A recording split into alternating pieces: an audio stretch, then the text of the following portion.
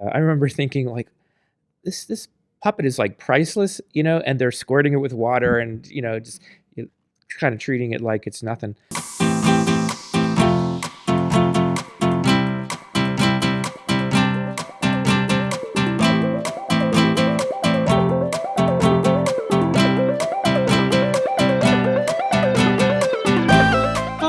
Welcome to Fishing Without Bait, a lifetime without definitive expectations, where we help people explode into their lives through full impact mindfulness. What we're looking to do is not looking to help people find themselves. We're looking to help people create themselves using imaginations, using mindfulness as a method to look for opportunities in their life. The only requirements, the only entrance fee is the honesty, open-mindedness, and willingness to try. And if you have a few pixie dust sprinkles of those, welcome aboard. Hi everyone, I'm Jim Ellermeyer. I'm a behavioral health therapist, and as we often advertise, we have an eclectic roster of guests. And what we like to do is bring back our guests from time to time and do an update on them. And today, we're joined by one of our guests from the past, David Pohl.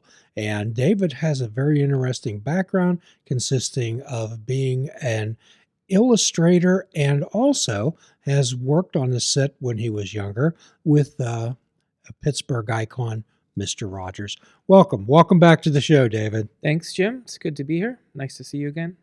Yes. Actually, nice to actually meet you because, as we said, we never met in person before because last time we were doing it online because it was the pandemic. Yes. So. Well, we say in the 12-step world, David, it's better to be seen than viewed.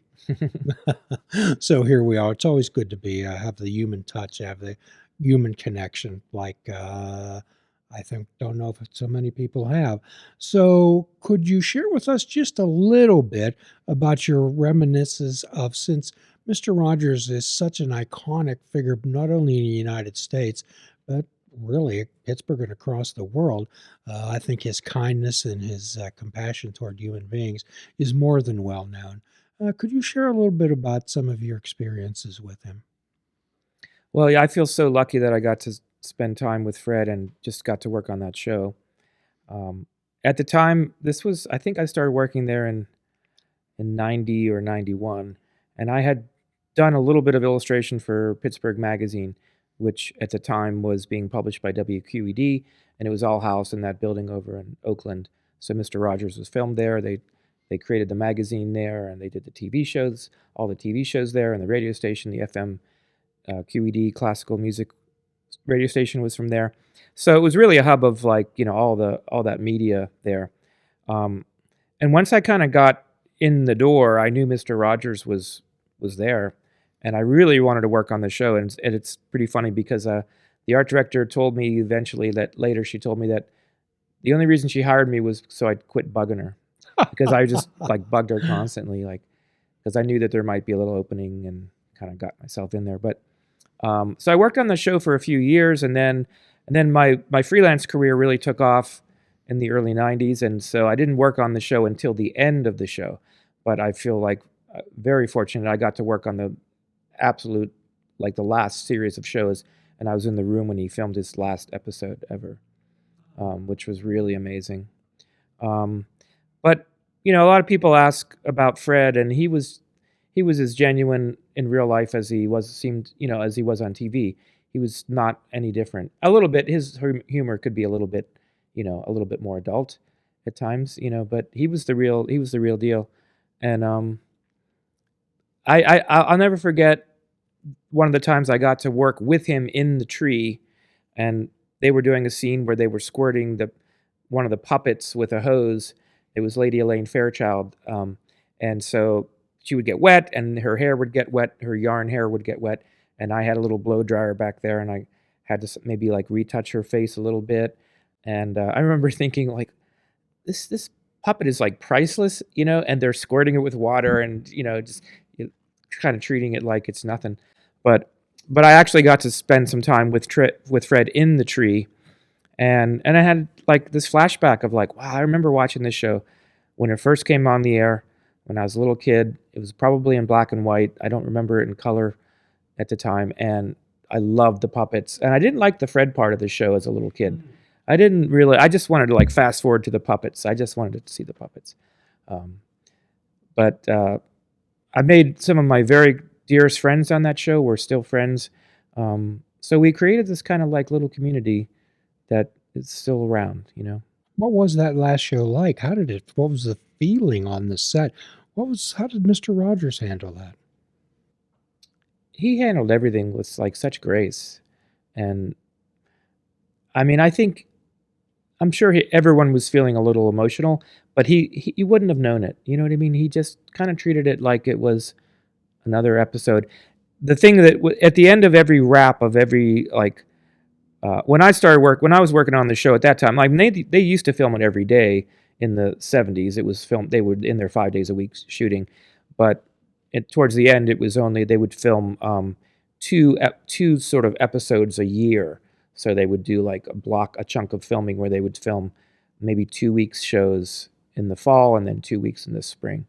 So they weren't doing a lot of filming, but um, every time the show, those episodes wrapped up, he would wrap it up with a song on the piano. So he walked over to the piano and he sat down and he played this little song, and that was it. And everyone, there were some tears and there was some laughter and there was some applause, and I remember that. But in terms of watching Fred, it was like, oh, it's just he didn't show that. You know what I mean? That I didn't see that day in terms of. I always thought that he was one of the most calming presences on television or anywhere. I often suggest to people to watch a Mr. Rogers episodes, and I also ask people if you really want to have some quiet time to yourself, watch Bob Ross. Mhm. I have a friend. We have a friend who is having some health issues, and with his heart, and he's kind of anxious, and he's been, and his whole life is kind of changing. He's not going to live too long, and he knows that, and he's that stage of his life and trying to deal with all that. And I think he told me he was listening to Bob Ross because of how calming it was, and just the quietness of it. And he said, what really gets me, like the sound of the brushes when he cleans his brushes in the glass. You hear that little sound, and just all that quiet. When you're really quiet, you start to listen, and that's how Fred's show was. There was a lot of silence, there was a lot of quiet, there was a lot of room for, and the piano. Johnny Costa always played piano, and he played live in the studio, and it was live interacting with with what was going on. So there'd be a little quiet, and you'd hear the little chords, and you'd hear the little tinkle. One thing I do remember about Fred that was always kind of amazing was that if you said something to compliment him, he always returned it. He was always like, bring it back on you. Like I remember one time saying something to him, and he just said to me, "Well, that means a lot coming from an artist like you," or something like that. So he always like flipped it. Well, there's a law of reciprocity, David, and that means that you generally get what you give. Mm-hmm. So I think Mr. Rogers was a mirror and reflection Mm-hmm. of that. And what an experience. So during that particular time, was your illustrating career in blossom? Yeah, that's when. So I started freelancing basically because I had bought a house. I had a job at WQED working for the magazine doing paste up, and in those days everything was done before the computer. You physically like took the type and glued it down on the page and made it straight with a triangle and a T-square, and so that's what I was doing. And I was doing some illustration for the magazine, and this house that I still live in, I've been there 34 years now. Um, Kind of came to me. My best friend's father was a real estate agent.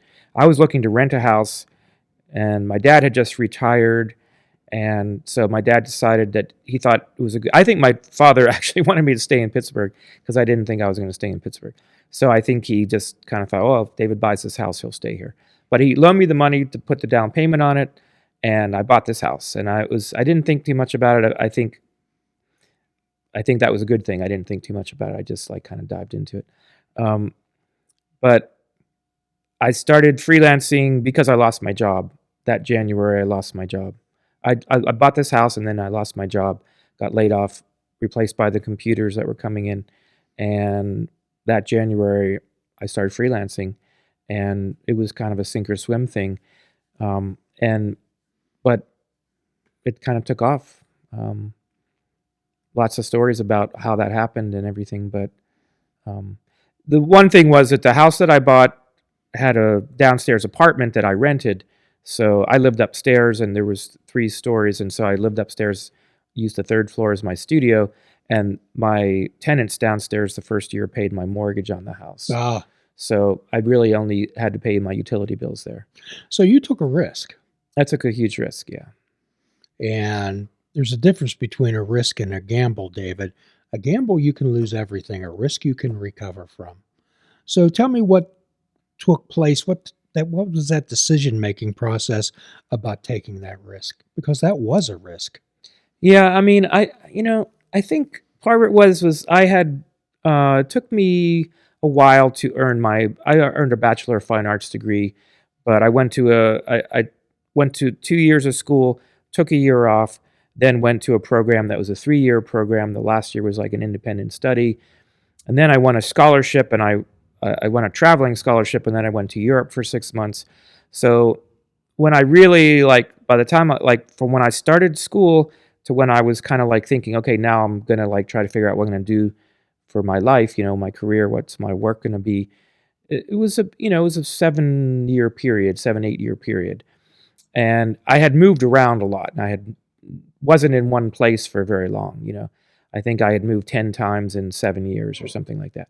So part of that was this desire to just kind of like ground myself, knowing that if I ground myself, I have a place to work, I can get some stuff done. So that was the first thing on my mind. Like, just wanted to like not have to like move all my belongings and move all my move my studio. I wanted to kind of settle in. So that was a big part of it. And the other part was that my friend's father, who was the real estate agent, said, you'll own this house. It'll be cheaper than renting. He kind of like convinced me like, oh yeah, this is a good idea. It was the smartest thing I ever did. It's what enabled me to be an artist, because in those days, you know, I feel bad for young people today. They can't come out of school like I did and even think about buying a house. I mean, my house back then cost less than the car that I drive, but that it was that time of it was 1991. It was a very different time in Pittsburgh. So most people The house was sold furnished too. they look at your extensive. You have a really thick catalog of illustrations, paintings, animations, all those things. But most people look at those things, and I don't think they realize the action and effort that it takes to get those things done. It just doesn't pop. It just doesn't hatch. And most people look at the type of illustrator that you are, an extensive list of rewards and clients that you've worked with, commissions that you've had, and boy, they must think that, gee, must be nice to be you, not realizing that you're probably a 20-year overnight success. Well, I worked really hard for 10 years before I even made a dime with my work, you know what I mean? And there's that saying about the 20,000 hours to become an expert at anything, you have to put in the 20,000 hours. Well, 20,000 hours is about 2 years and 3 months or something like that. So that's a lot of time to just be doing one thing. And I mean, at that time, I was painting. I was a painter when I started out. I was making paintings. But I was also playing around with video a little bit, playing around with sound and music a little bit. I'm a musician. I play the drums. I was kind of experimenting with that a bit. But mostly I was focused on just making paintings. But yeah, I mean, nothing comes easy. I mean, I've worked very, very, very hard, and I continue to work pretty hard. So how did you deal with those dark times, David? How did you deal with those times when the inspiration wasn't coming, and sometimes you dealt with the frustration and just sometimes just says, what am I doing? I still think that. I mean, it is. It's a constant thing. I mean, I remember when I got my first major commission from a national magazine. It was for the Atlantic Monthly. And when that happened, and then actually I started working for the Atlantic Monthly like 3 months in a row, and then the work that was published in the Atlantic, I started getting other work, and I thought, oh, I'm on easy street now. It's, the rest of my life I won't have to worry about breaking that, breaking through that, whatever it is that you're trying to do. You have to have that first lucky break. You have to have that first break. Someone hires you to do something, or someone sees your talent or whatever, but then you have to continue it. But I guess when I was younger, I really did think it would be easier to kind of maintain a career. And the older I get, the more I realize that no matter who you are, no matter what's going on, your career is going to be up and down, and you're going to have you're going to have times when nobody even wants to look at you. They're not interested in you. I mean, Bob Dylan, who is one of the greatest artists America's ever produced, had lots of years where nobody was interested in listening to Bob Dylan or seeing Bob Dylan or anything. You know what I mean? He went through some rough years. It doesn't matter who you are. You have to go through that. However, did you continue to believe in yourself, David? I have always believed in myself. I don't know where that has really come from. I think it came from partly how I was raised, some of the people in my life, in my family and my immediate family and my grandmothers and my father's father was an artist, so I kind of grew up with that a little bit. There was an artist in the family. It was like, the paintings on our walls were paintings that he made when he was in art school.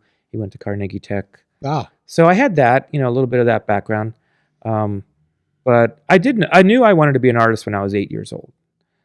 I knew that I wanted to do that. So it's something that's been with me my whole life.